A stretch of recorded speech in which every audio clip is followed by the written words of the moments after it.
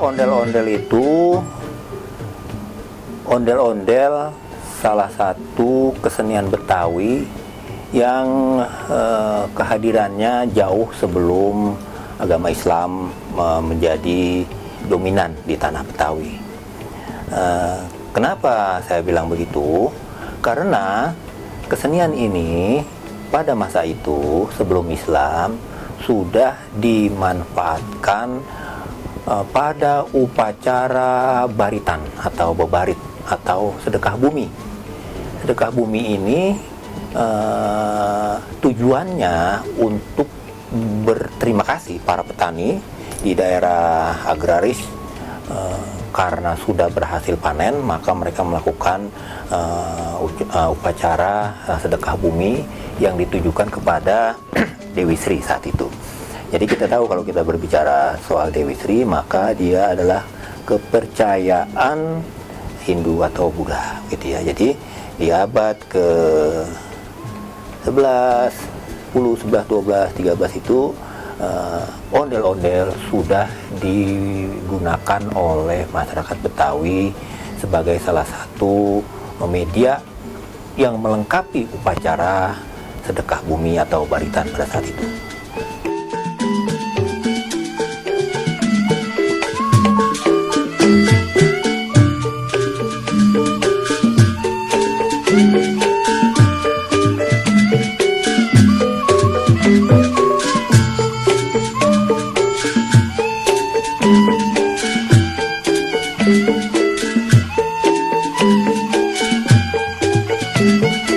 Nah, kalau kita berbicara pada gerakan ondel-ondel, tentu saja ondel-ondel itu bergerak mengikuti iringan musik ondel-ondel. Iringan musik ondel-ondel itu adalah ada iringan untuk mengiringi rombongan dari satu tempat ke tempat lain. Oleh karena itu, gerakannya sangat sederhana, hanya bergerak seperti biasa, dan kadang-kadang dia juga bergerak di dalam lingkaran berputar-putar. Laki dan perempuan itu berputar-putar. Nggak ada makna khusus dari gerakan-gerakan ini, hanya memang itu memperlihatkan kesenian yang dinamis yang dilakukan oleh seniman-seniman ondel-ondel ini di ruang terbuka. Jadi seperti itu, kalau kita berbicara pada gerakan ondel-ondel, dia hanya menggerakkan tangan-tangannya saja dan diiringi dengan iringan musik ondel-ondel. Apakah dia lagunya jali-jali versi atau lagu mars jalan gitu. Jadi sambil berjalan dia mengiringi. Dan kecuali memang ketika dia berhenti pada satu lokasi tertentu, maka gerakannya lebih dinamis dengan berputar-putar begitu. Ada yang memaknai gerakan berputar-putar itu sebagai simbol dari siklus hidup manusia berputar. Dia mulai dari lahir, kemudian dihitan, kemudian dia dilepas menuntut ilmu, hatam Quran, kemudian dia juga kawin, habis kawin dia hamil, punya anak, dan begitu seterusnya sampai kepada dia meninggal. Gerakan berputar-putar itu.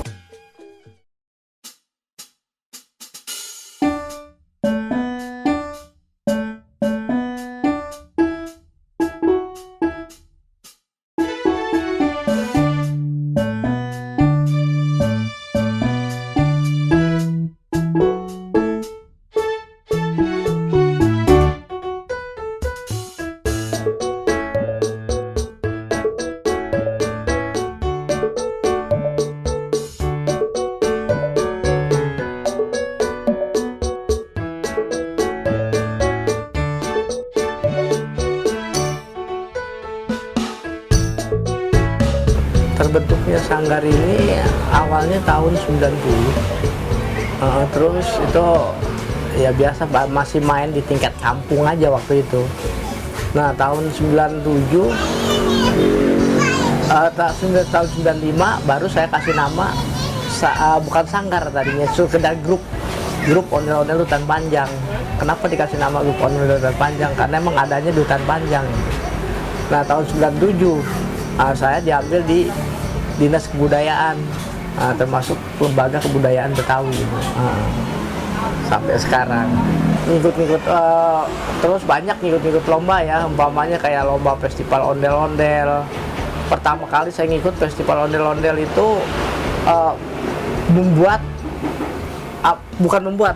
masang baju ondel-ondel di satu babakan. Pertama kali itu saya juara 3 waktu itu, mungkin masih ada pialanya itu. Terus pernah ikut juga festival ondel-ondel Piala Ji Samsu tahun 2010 kalau nggak salah, itu 50 grup se-Jabodetabek, saya juara pertama waktu itu. Nah terus cara membuat dari awal sampai pasang baju sampai selesai di satu babakan juga, itu masih ada piala yang paling gede nih, juara pertama juga. Terus banyak tuh kayaknya ngikutin lomba-lomba macem-macem lah yang di bawah DKI gitu, sering juara pertama.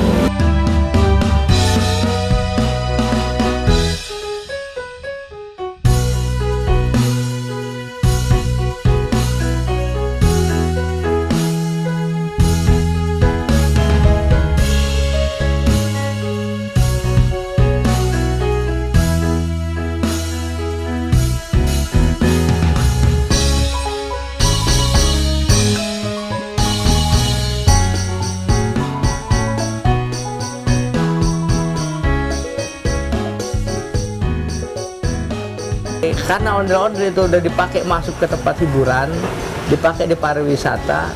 Nah umpamanya untuk menyambut pejabat, untuk di tempat-tempat hiburan, untuk pembukaan gedung segala macem. Nah, kalau dipakai kayak zaman dulu orang takut. Sebab zaman saya kecil tuh ondel-ondel tuh kalau mau main, karena dulu kan dipakainya hanya untuk arak-arakan pengantin sunat. Jadi sebelum main tuh disajenin itu, dikasih sajenan, ya mungkin katanya sih tujuannya itu satu minta berkah selamatnya gitu, kedua ya dia kalau emang terpaksa itu pakai sambatan, terpaksa umpamanya ini tukang gendang nih satu kagak ada, nyari nggak ada, ya udah kita bacain orang itu, kita panggil, umpamanya orang yang dulu yang bisa main gendang tapi udah meninggal siapa gitu, kita panggil, nanti orang itu bisa seperti main orang yang almarhum itu maknanya sajen-sajenan itu.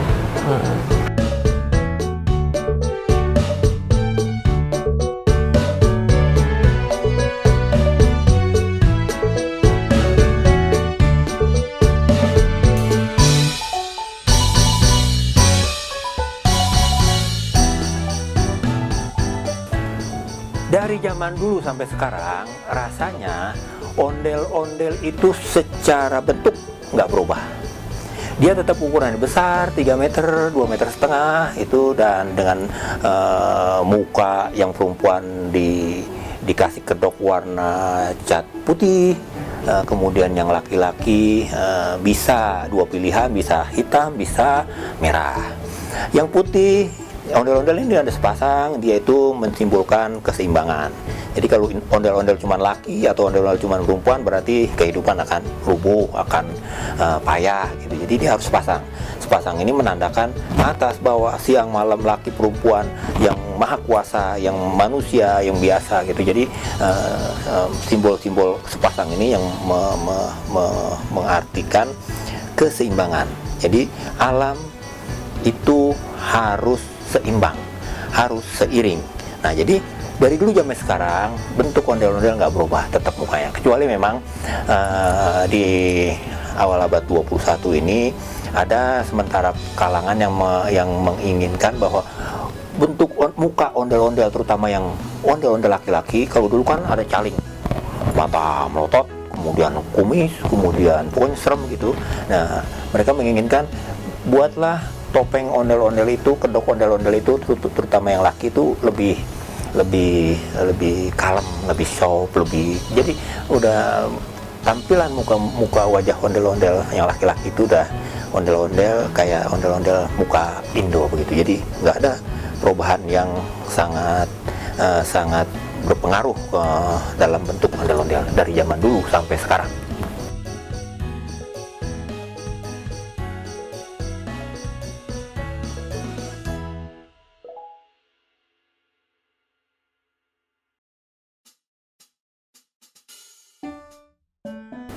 Ondel-ondel Dan kalau ditanyakan bagaimana harapan kita, ya tentu saja sebagai anak Betawi, sebagai pengurus lembaga kebudayaan Betawi, sebagai orang yang senantiasa berkecimpung di kesenian khususnya dan di kebudayaan Betawi pada umumnya, maka kita mengharapkan kesenian ini tetap eksis, hidup, dikenal, dicintai, dan bermanfaat bagi masyarakat dan bagi masyarakat Kota Jakarta pada umumnya. Karena kita tahu sebuah kota model kota metropolitan Jakarta ini buat kami orang Betawi memerlukan sebuah tanda atau sebuah tanda bahwa kota ini memiliki identitas yang jelas. Maka dengan hadirnya ondel-ondel di berbagai kegiatan, apakah ondel-ondel itu semua sekedar ngamen, kemudian ondel-ondel menjadi dekorasi di satu gedung, atau ondel-ondel ditanggap oleh berbagai kalangan untuk berbagai kegiatan, itu akhirnya memberikan tanda bahwa kota Jakarta memiliki identitas, dan identitas utamanya adalah identitas kebudayaan Betawi. Jadi kami mengharapkan seperti itu, dan ondel-ondel ini terus dipelihara, diperkenalkan, dicintai oleh pemiliknya dan oleh negara pada khususnya. Karena saya informasikan, ondel-ondel ini sudah ditetapkan sebagai salah satu warisan budaya tak benda oleh pemerintah Republik Indonesia. Dengan adanya sertifikat pengakuan warisan budaya tak benda itu, maka sudah menjadi kewajiban pemerintah pusat dan daerah dan para pemangku kepentingannya atau stakeholdernya harus menjaga dan memelihara, memanfaatkan ini menjadi sesuatu yang berguna bagi kehidupan masyarakat kota dan Indonesia pada umumnya.